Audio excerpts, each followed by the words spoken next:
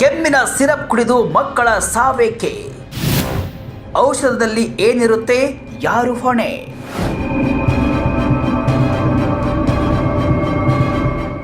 Vijaya Karnataka web ವೀಕ್ಷಕರಿಗೆ ನಮಸ್ಕಾರ. ನಾನು ಶಿವಮೂರ್ತಿ ಸರ್ಬಾ. ನಿಮ್ಮ ಮಗುವಿಗೆ ಕೆಮ್ಮು ಬಂದಾಗ ನೀವು ಏನು ಮಾಡ್ತೀರಿ?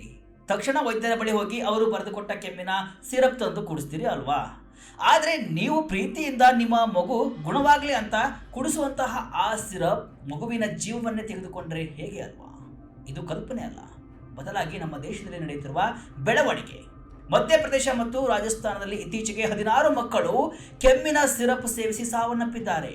ಕಳೆದ 3 ವರ್ಷಗಳಲ್ಲಿ ಭಾರತ ಸೇರಿ ಜಗತ್ತಿನಾದ್ಯಂತ 300ಕ್ಕೂ ಹೆಚ್ಚು ಮಕ್ಕಳು ಭಾರತೀಯ ಕಂಪನಿಗಳು ತಯಾರಿಸಿದ ವಿಷಕಾರಿ ಸಿರಪ್ಗೆ ಬಲಿಯಾಗಿದ್ದಾರೆ.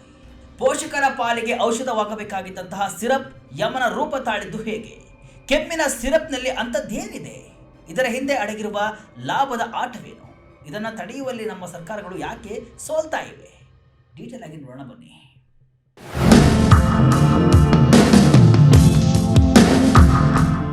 ಹೌದು, ಮಧ್ಯಪ್ರದೇಶದ ಚಿಂದ್ವಾದಾರದಲ್ಲಿ ಕೋಲ್ಡ್ ಡ್ರಿಪ್ ಕೆಮ್ಮಿನ ಸಿರಪ್ ಸೇವಿಸಿ 14 ಮಕ್ಕಳು ಸಾವನ್ನಪ್ಪಿದ್ರೆ, ರಾಜಸ್ಥಾನದಲ್ಲಿ ಕೆಜೆನ್ಸಿ ಫಾರ್ಮಾ ಕಂಪನಿ ತಯಾರಿಸಿದ ಸಿರಪ್ ಕುಡಿದು 3 ಮಕ್ಕಳು ಸಾವನ್ನಪ್ಪಿದ್ದಾರೆ. ಈ ಘಟನೆ ಈಗ ದೇಶಾದ್ಯಂತ ಸಂಚಲನವನ್ನು ಸೃಷ್ಟಿಸಿದೆ. ಈಗಾಗಲೇ ಕೆಮ್ಮಿನ ಸಿರಪ್ ಬರೆದುಕೊಟ್ಟ ಡಾಕ್ಟರ್ ಅನ್ನ ಪೊಲೀಸರು ಬಂಧಿಸಿದ್ದಾರೆ. ಇದರ ಬೆನ್ನಲ್ಲೇ ಕರ್ನಾಟಕ ಸೇರಿ ಹಲವು ರಾಜ್ಯಗಳಲ್ಲಿ ಅಪಾಯಕಾರಿ ಕೋಲ್ಡ್ ಡ್ರಿಪ್ ಕೆಮ್ಮಿನ ಸಿರಪ್ ಅನ್ನ ನಿಷೇಧಿಸಲಾಗಿದೆ. ತಮಿಳುನಾಡಿನ ಕಾಂಚೀಪುರಂನಲ್ಲಿ ತಯಾರಾದ ಈ ಸಿರಪ್ ನಲ್ಲಿ ಬರೋಬ್ಬರಿ 48.6 ಡೈ ಇಥಿಲಿನ್ ಗ್ಲೈಕಾಲ್ ಇರುವುದು ಪರೀಕ್ಷೆಯಲ್ಲಿ ದೃಢಪಟ್ಟಿದೆ. ಇದು ನಿಗದಿತ ಮಿತಿಗಿಂತ ಸುಮಾರು 486 ಪಟ್ಟು ಹೆಚ್ಚಾಗಿದೆ. ಈಗಾಗಲೇ ಸಿರಪ್ ತಯಾರಕ ಕಂಪನಿ ವಿರುದ್ಧ ಕ್ರಿಮಿನಲ್ ಮೊಕದ್ದಮೆಯನ್ನು ದಾಖಲಿಸಿ ವಿಚಾರಣೆಯನ್ನ ಶುರು ಮಾಡಲಾಗಿದೆ.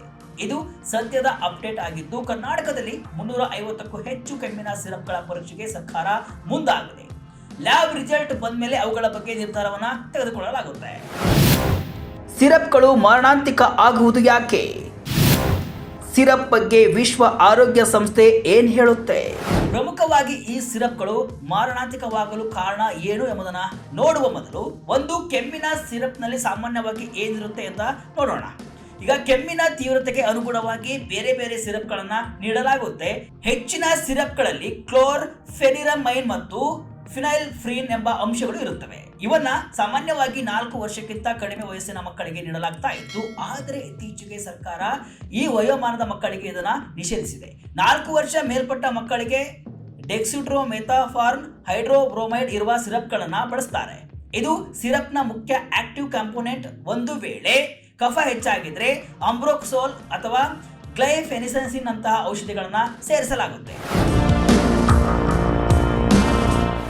ಔಷಧದ ಆಕ್ಟಿವ್ ಕಂಪೋನೆಂಟ್ಸ್ ಪುಡಿಯ ರೂಪದಲ್ಲಿ ಇರುತ್ತೆ.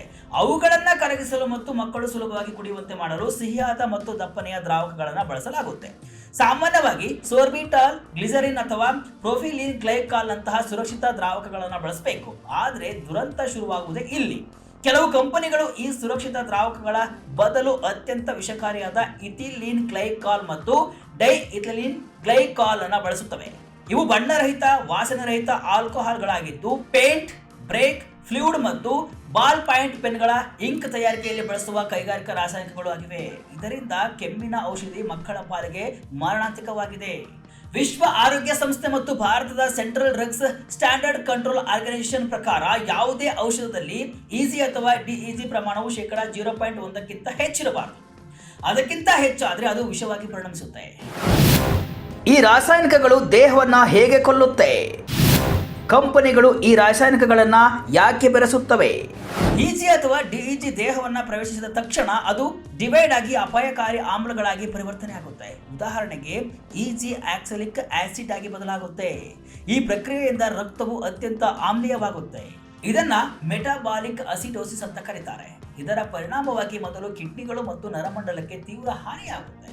ರಕ್ತದಲ್ಲಿ ಆಮ್ಲಜನಕದ ಹರಿವು ಸ್ಥಗಿತಗೊಂಡು ದೇಹದ ಜೀವಕೋಶಗಳು ಸಾಯಲು ಆರಂಭಿಸುತ್ತವೆ. ಕೊನೆಗೆ ಮಗು ಬಹು ಅಂಗಾಂಗ ವೈಫಲ್ಯದಿಂದ ಸಾವನ್ನಪ್ಪುತ್ತೆ. ರಾಜಸ್ಥಾನದಲ್ಲಿ ಕೆಮ್ಮಿನ ಸಿರಪ್ ಸೇವಿಸಿದ ಮಕ್ಕಳು ಕೂಡ ಸಾವನ್ನಪ್ಪಿರುವುದು ಇದೇ ರೀತಿ. ಆದ್ದರಿಂದ ಕೆಮ್ಮಿನ ಸಿರಪ್ ಈಗ ಕಂಟಕವಾಗಿ ಪರಿಣಮಿಸಿದೆ.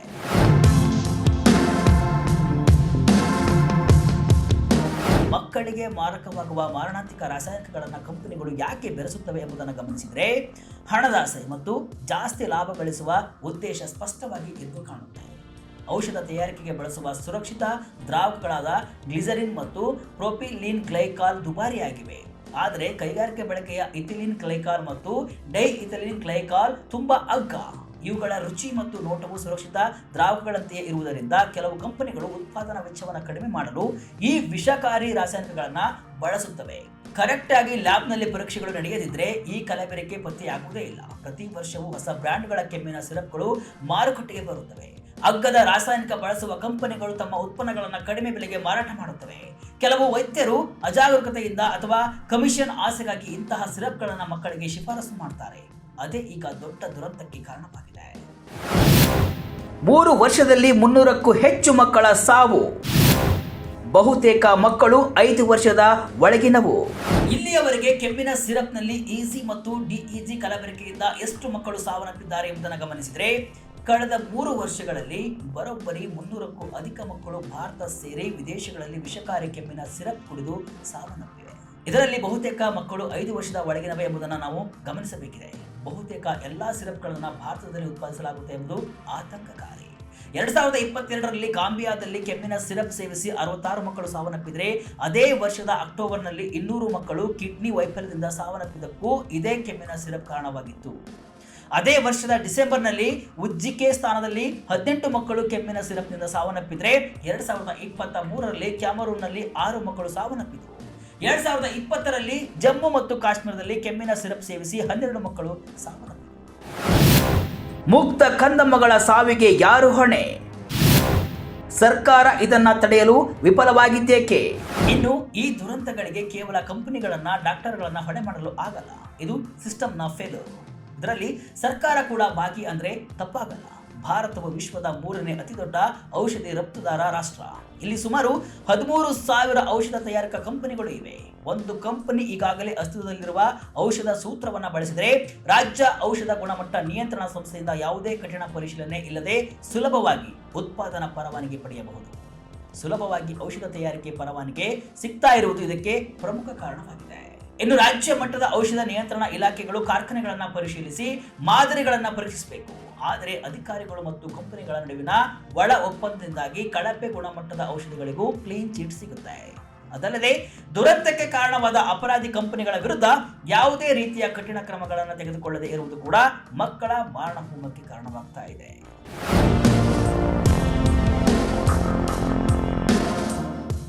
ಒಟ್ಟಿನಲ್ಲಿ ಕೆಮ್ಮು ಕಡಿಮೆಯಾಗಲಿ ಅಂತ ಮಕ್ಕಳಿಗೆ ಕೆಮ್ಮಿನ ಸಿರಪ್ ಕುಡಿಸಿದ್ರೆ ಅದೇ ಆ ಮಗುವಿನ ಜೀವ ತೆಗಿತಾ ಇದೆ ಅಂದ್ರೆ ಎಂತ ವಿಪರ್ಯಾಸ ಅಲ್ವಾ? ಲಾಭಕ್ಕಾಗಿ ಮಕ್ಕಳ ಜೀವದ ಜೊತೆ ಚೆಲ್ಲಾಟವಾಡುವ ಕಂಪನಿಗಳು ಗೊತ್ತಿದ್ದರೂ ಗೊತ್ತಿರದೇ ಇರುವ ವ್ಯವಸ್ಥೆಯ ನಡುವೆ ಮುಕ್ತ ಮಕ್ಕಳು ಬಲಿಯಾಗ್ತಾ ಇವೆ. ಈ ದುರಂತಗಳು ಮರುಕಳಿಸದಂತೆ ಸರ್ಕಾರ ಕಠಿಣ ಕ್ರಮಗಳನ್ನು ಕೈಗೊಳ್ಳಬೇಕಿದೆ. ಆಗ ಮಾತ್ರ ಮಕ್ಕಳು ಬದುಕುಳಿಯಬಹುದು. ಇದಿಷ್ಟು ಇವತ್ತಿನ ವಿಶೇಷ. ಇದೇ ರೀತಿಯ ಹಲವು ವಿಶ್ಲೇಷಣೆ ಮಾಹಿತಿ ಅಷ್ಟೇ ಅಲ್ಲ, ಮನರಂಜನೆಯ ವಿಡಿಯೋಗಳಿಗಾಗಿ ವಿಜಯ ಕರ್ನಾಟಕ ವೆಬ್ಸೈಟ್, ಫೇಸ್ಬುಕ್ ಹಾಗೂ ಯೂಟ್ಯೂಬ್ ಪೇಜನ್ನು ಫಾಲೋ ಮಾಡಿ. ಧನ್ಯವಾದಗಳು.